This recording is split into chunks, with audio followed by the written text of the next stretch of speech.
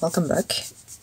If anyone is still watching these videos, this might come as a surprise to see an upload from me, because I haven't uploaded anything in several months. As you can hear, my accent is just as bad as it used to be, so that didn't change. The thing is,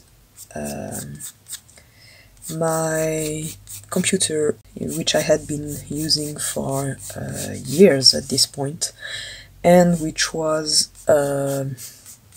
salvaged initially from a dumpster, straight up died in mid-October. I had to find a replacement, and other things were on my top priorities, let's say, and I didn't make videos while that was happening. But no, I literally bought the first computer I ever bought in my life, because the previous one was the first one I ever got was a gift for my university work. The second one was the one that just died on me a few months ago, and that one came mostly from a dumpster. So that was the first time I ever bought a PC. So that was interesting. I wasn't aware they had become so expensive. I didn't even get an extremely good one, just not a basic one, but a decent one. So what are we drawing today? For 2 years in a row I've drawn a Diictodon for the new year. So this is the third one. In the previous 2 times the Diictodon was doing something a little bit different, so I'm continuing that little thread of sorts. So the first time it was in 2020. To make things clear, I had one drink too many, and I wanted to draw something cute at like midnight, and I drew a Diictodon emerging from a burrow, having survived the Permian extinction. I thought it would be funny in 2020. Last year I drew the same Diictodon with a little plant on top of its nose. The ginkgo tree above its burrow started to regrow a bit. So this year there's more leaves. This year Diictodon found a tuber, and I wanted to show it to you. I love Diictodon. The fossils are very cute.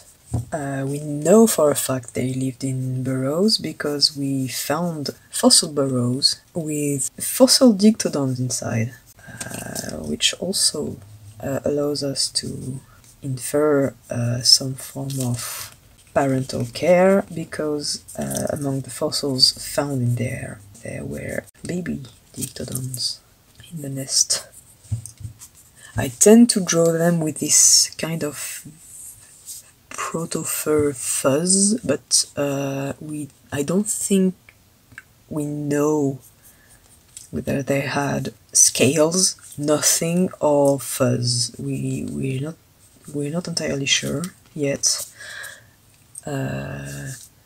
Some animals in their family tree have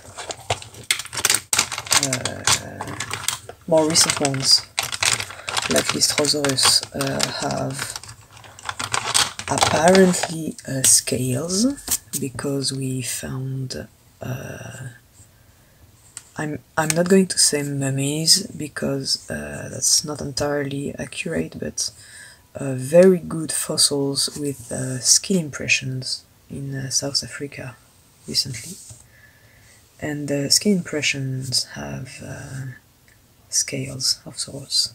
still we're not entirely sure. So until we find a very good Diictodon fossil with skin impressions, this question is kind of up in the air, unfortunately. Diictodon is Diictodont. These ones were very small, as I just said, they lived in burrows, like gophers of sorts.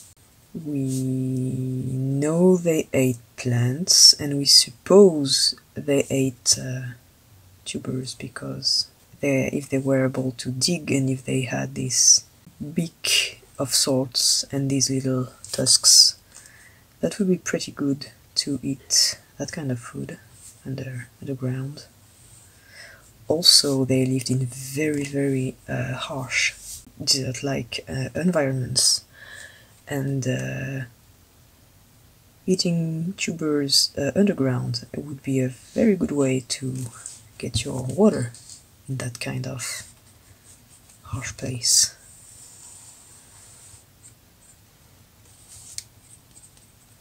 I just realized I didn't explain what a Diictodon was. They used to be called something like mammalian reptiles. That's kind of inaccurate.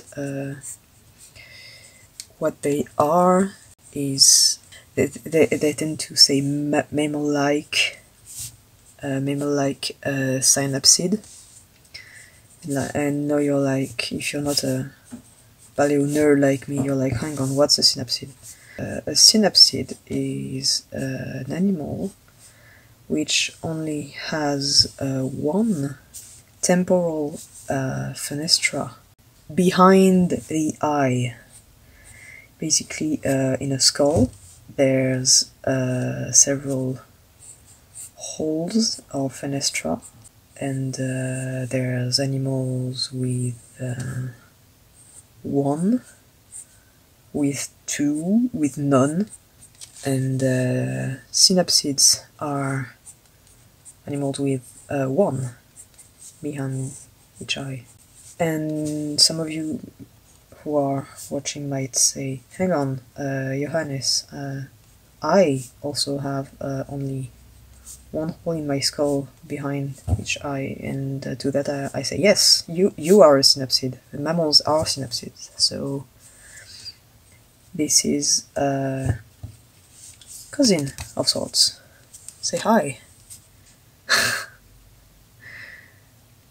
Aren't you glad your cousin from like millions and millions of years ago looked cute like this?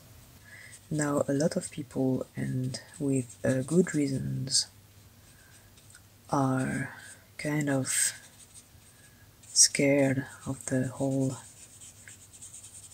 extinction event that happened at the KPG event, the one that caused the end of the dinosaurs.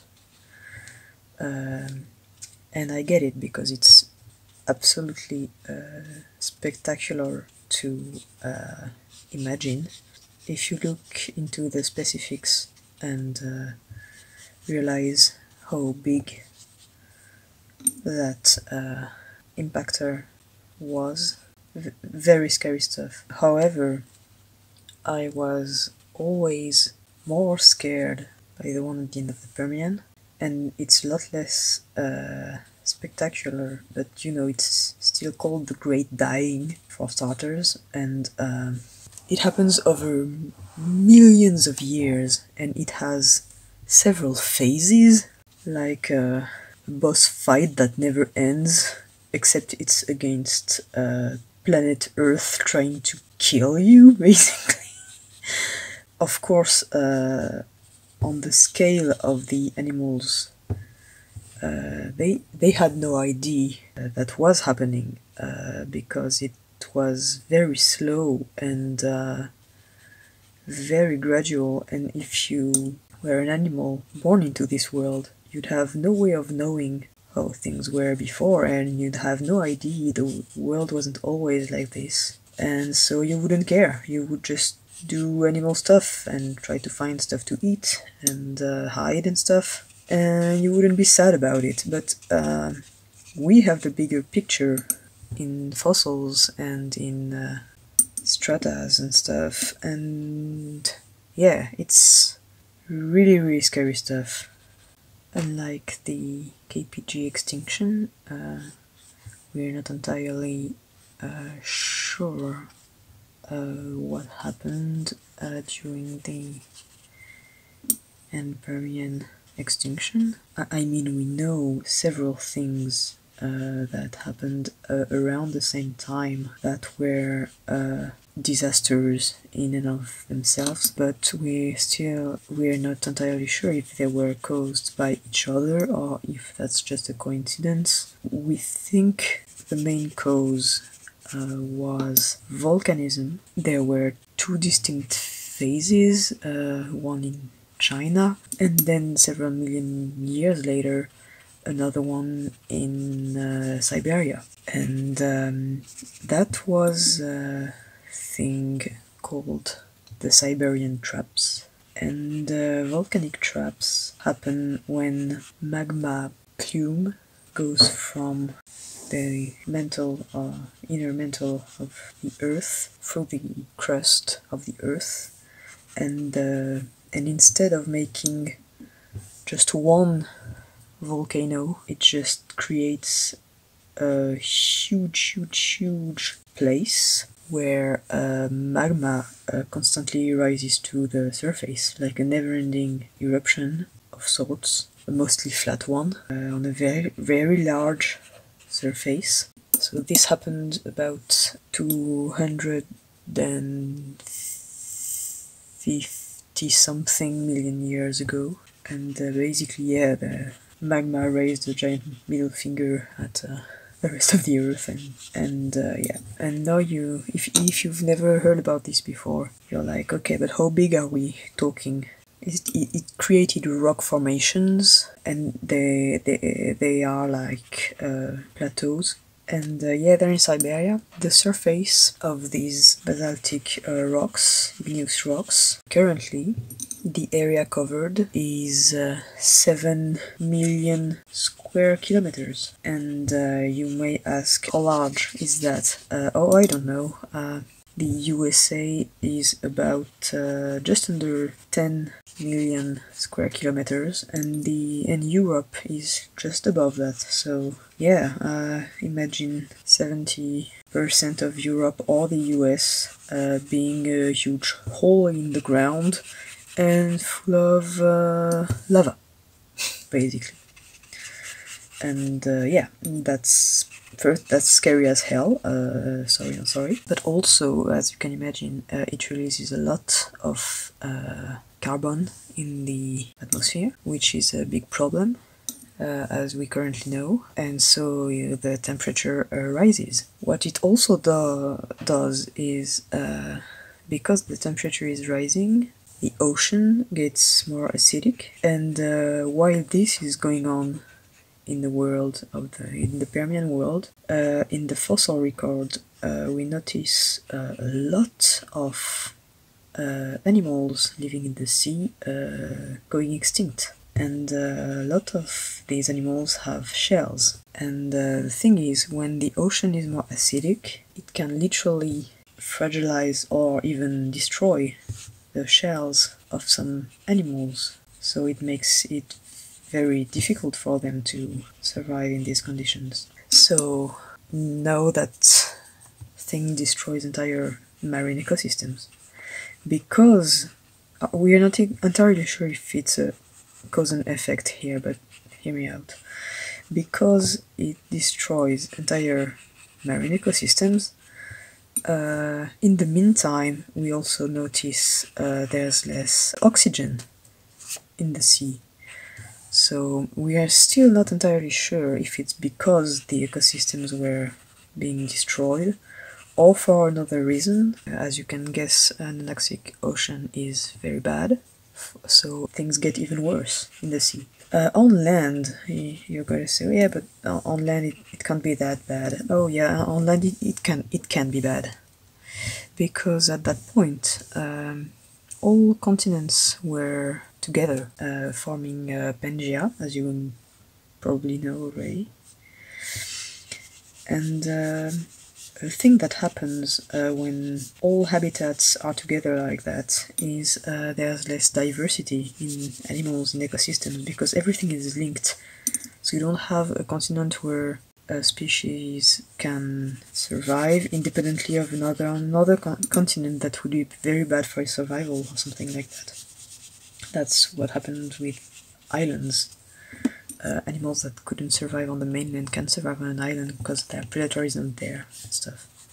So everything is linked. When a species is in difficulty because of, like, say, the temperature is rising, everything depending on that one to survive finds it also hard to survive because the food source is disappearing. Also because all the continent is just one place, one single place. Rain doesn't reach easily the middle of the continent, so it's already desert-like in the middle, but now the temperature is also rising. So on top of that, the desert is getting bigger, and it's destroying the sea ecosystems, and it's destroying the land ecosystems, and yeah, basically very bad time for everyone involved. And this happens during millions of years, and we see whole species and whole groups of animals going completely extinct. And I don't know about you, but I find this both scarier and more depressing than just an asteroid. Don't get me wrong, the asteroid and basically nuclear winter are very scary too, but I don't know, it's just the general depressive vibe of it all. You can do anything and it just goes on and on and on and on until one day it stops. I don't know, it's the KPG extinction is like someone crashing their car in your house in the middle of winter, and it destroys your boiler, and it explodes, and you survive but you no longer have a boiler, and it's the middle of winter and nobody is willing to fix anything or patch the hole in the wall, and you'll slowly freeze to death. And Permian is like a very long depression where you're also addicted to something, and all your friends are like, you need to get out more and you need to do fun things, but you literally can't because your brain is actively trying to prevent you from doing anything fun and anything that could save your life, and you basically can get out of this circle. Except in this metaphor, your brain is Earth and it won't let you leave. And you're just trapped here. But yeah, several groups of animals survived this horrible thing, and through adaptive radiation they made the world we currently live in, basically. And Diictodon is apparently one of them, so it has plenty of reasons to be happy in this picture, not just because tubers are very tasty. This is brown ink, and this is going to be a very quick step, as you might already know if you've watched my videos before. Considering this is only going to last for a couple of minutes, I'm trying really hard not to info dump more right now, because I won't have the time to do it properly.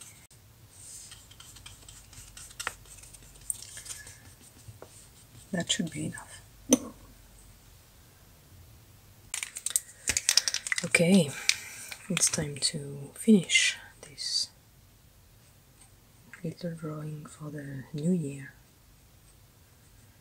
So I'm gonna just add a white posca to do lighting. The only thing that changed since the previous step is I added a felty pen on the eye. After the Permian extinction, as you're probably aware, there's the Trias, and at first not a lot of animals were around. There were a lot of them, but not very diverse. Few lizards, couple of frogs, couple of synapsids and stuff. And one animal was a generalist animal, meaning not very specialized, not specialized at all, in fact, just something that kind of opportunistic thing, just going, oh, that looks nice to eat, I'm gonna eat that, oh, that looks nice also, and just going around, not doing anything too crazy, and just being good at just being average in everything. And it was called Lystrosaurus. And Lystrosaurus was so successful. Most of the fossils we find post Permian extinction are Lystrosaurus fossils. Like, it's crazy. This animal was very, very successful. And it's the same family as this one, so my pen is dying.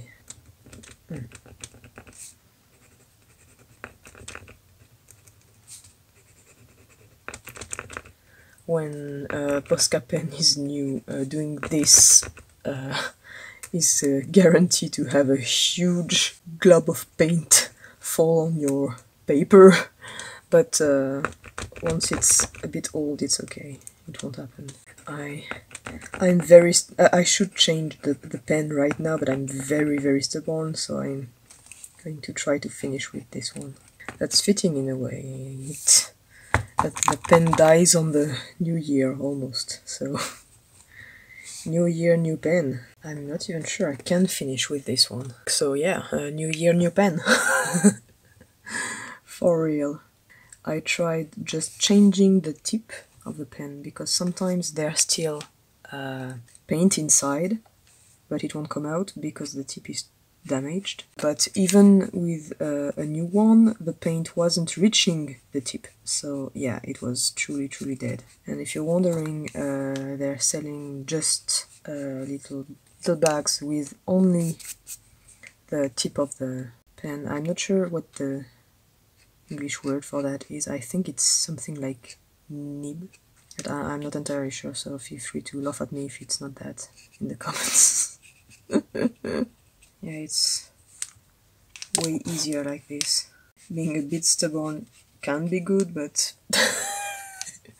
sometimes it's just dumb. Once I bought a new sketchbook, and the paper wasn't at all the right type of paper for the type of things I was drawing and painting. I don't know if it was because the quality was bad or the type of paper was wrong, but it was, I don't even know how to describe it, a bit scratchy. Line arting became very difficult. Layering paint was immensely difficult. I entirely failed that sketchbook, like all the other ones. I even did my commissions in it and illustration work in it, and it was excruciating. I still feel the scratchiness of the paper in my hands while recounting this, so it was that bad. And then since I always rip the label on the sketchbooks, I tried to buy a new one, and I forgot which one was the bad one, and I bought the bad one a second time. And because I was so stubborn and a major idiot, I was like, let's do this again, I don't care. Awful. Sometimes you have to step back and go, hang on, I'm just being stupid. Let's not do this again, maybe. Okay, I think this video is a bit short. I'm going to continue filming while line arting it, I think, because it's going to be relatively quick. I always say I'm not going to film the line art because it's kind of boring film, but the video is going to be pretty short, I think, so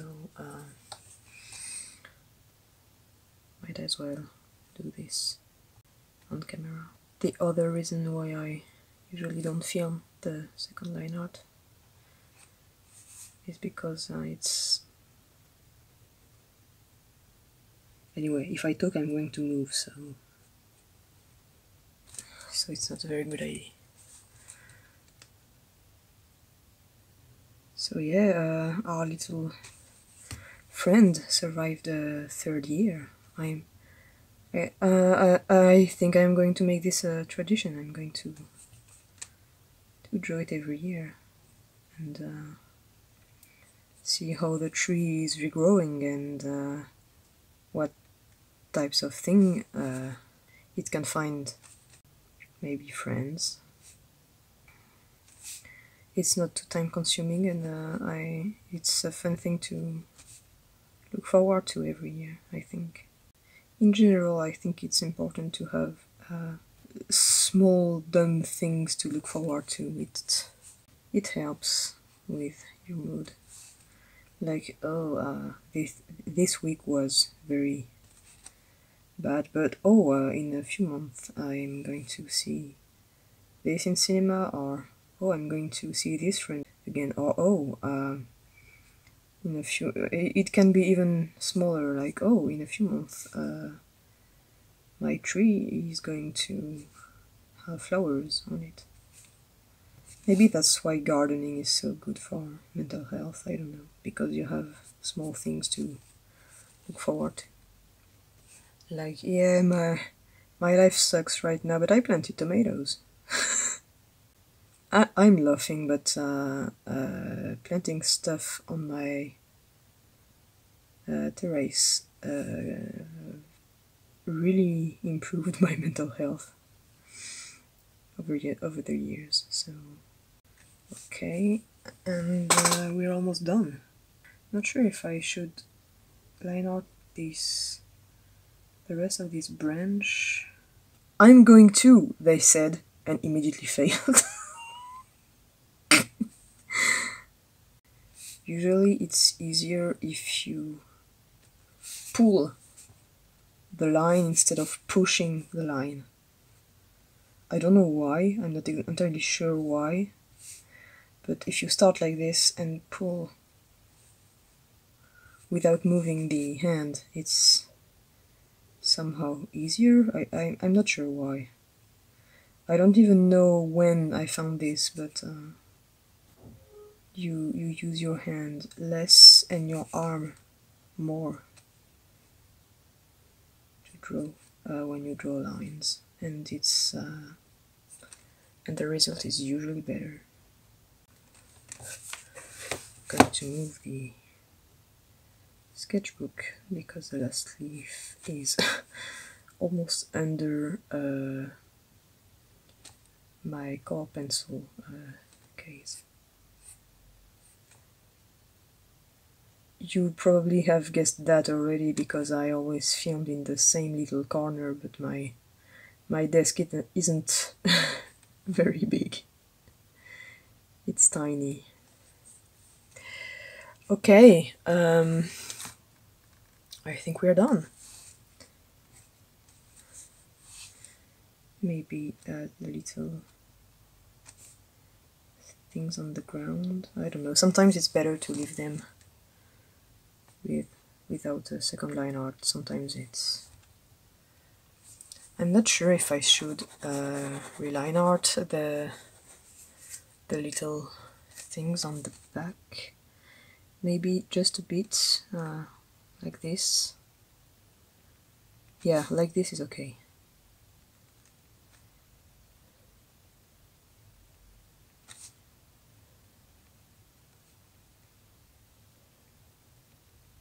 Yeah, it's better like this. And maybe not all the debris, but some things. Like this. And this big one. And this big one also. Yeah.